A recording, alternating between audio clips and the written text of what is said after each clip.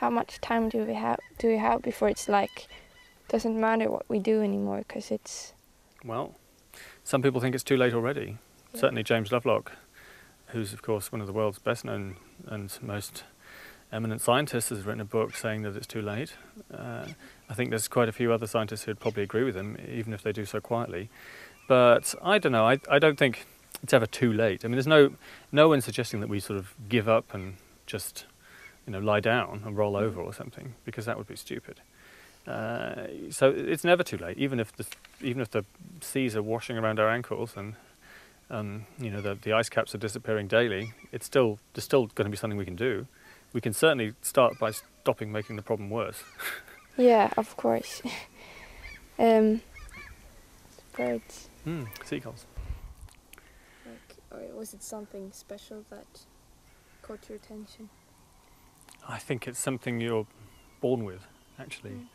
For me, I've always been interested in nature and geography. So I was a bit nerdy. I was interested in the weather, mushrooms, birds' nests, you know, things that were really embarrassing to a young kid.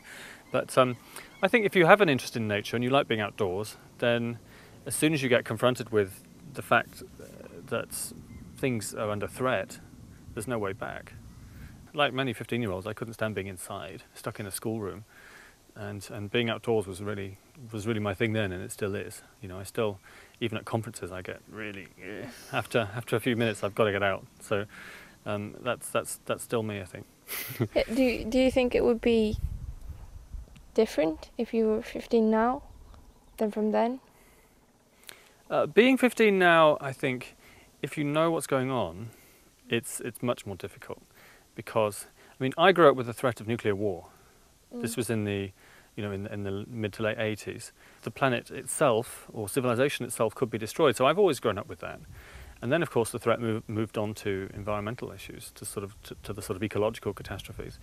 And you know, 15-year-olds today, they've grown up in a situation where there's just so much of everything. Everything moves so fast. There's media, there's changing fashions. People are just so rich, and the consumption, the brands are everything.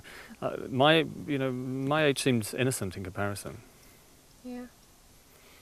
What is, like, realistic scenario? What could happen if we don't do something now? Well, it's a very big issue, and it's difficult to really put in the right context, because the fact is that we're in a new geological era. We've already changed the chemistry of the atmosphere more than it has been for tens of millions of years. So, it's not like things were last century or before. We humans are now in an entirely new situation. We're about to see a new planet come into existence, a planet with much less ice, a planet with higher sea levels, and a planet with many fewer species, because we're also in a period now of mass extinction. And so, we just about have time to stop the collapse being total, but we're way over some of the danger points in terms of climate change, biodiversity loss, and some other things as well. So it doesn't feel like it. You look around you and it looks, look, there's a nice pretty lake behind it. It looks normal, but actually it's not normal. And processes are changing in nature now much, much faster than has ever been the case before. We're losing the Arctic sea ice from one summer to the next. It's disappearing almost in front of people's eyes. So I think realizing this and realizing that the situation is novel and there is no normal anymore in terms of how the environment works is the thing that's difficult to get your head around. And it's difficult for 15-year-olds, it's difficult for everyone, it's difficult for politicians, it's difficult for journalists, that we're in an entirely new situation. We've got to have an entirely new way of addressing it. Then what should we do? What is there to do? Well, the first thing you've got to do is, like, if you're an alcoholic, you've got to recognize that you've got a problem, and you've got to be honest about it and admit it in front of people. We're addicted to oil, we're addicted to fossil fuel consumption, we're addicted to consumption and consumerism generally, our economic system.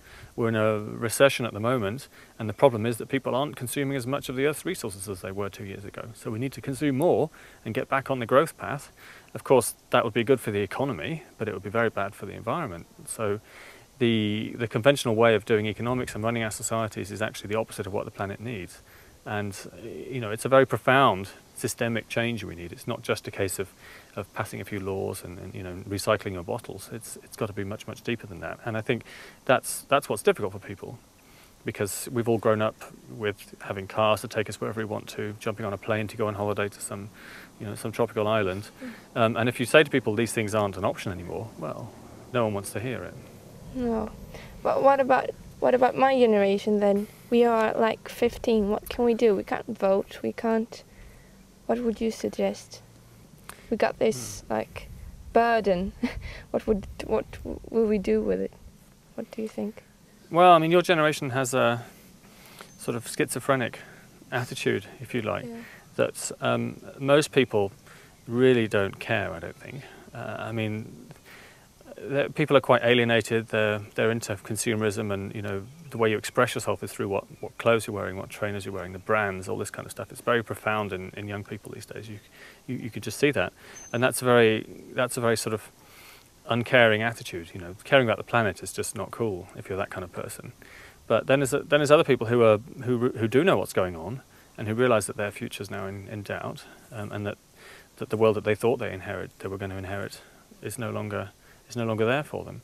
And I think people are getting angry, and young people are really leading some of the campaigns that are coming up now from the grassroots to solve climate change and to really put pressure on the politicians. So there is a very active, albeit a minority, but there's also a very active part of the youth these days as well. If you see to like my lifetime, say like 50 years ahead, what could happen possibly? Well, 50 years ahead hopefully is my lifetime too, if I'm lucky. Yeah. God willing. Oh, Certainly it's the lifetime of my 50, children, because I've got children who are, aged 2 and 4. Yeah, I'm 36 at the moment, so what would I be? 80, 86. Yeah. I'd be about the age that James Lovelock is now, who's obviously, still engaged in all these issues at a very, very late age. But I think the world in 50 years, well, I mean, that's up to us. The world in 50 years' time isn't made yet, and then it depends on decisions that we take in the next 5 or 10 years, what that world will look like. So it could be a world where things that are happening today are still happening, but even more rapidly. That we've got hundreds of millions of people as environmental refugees. That whole countries have become uninhabitable. That there's entire nations being swamped by rising seas. That the polar ice caps are melting at a dramatic rate. That could be the world of 2050, or it could be a world where we've designed the institutions that have started solving the problems. The rate of carbon dioxide in the atmosphere is no longer rising, in fact it's falling. That the temperatures would still be going up, but they would eventually start dropping again as well. And it could be a world where we've actually decided that protecting species and keeping the planet living and keeping the planet habitable is our top priority. It's not some way down the list at number 25. And the top of our list is getting richer. Actually, if we put having a living planet at the top of our priority list, where it obviously should be, then the world in 2050 might not be so bad at all. Okay, that is like the best scenario.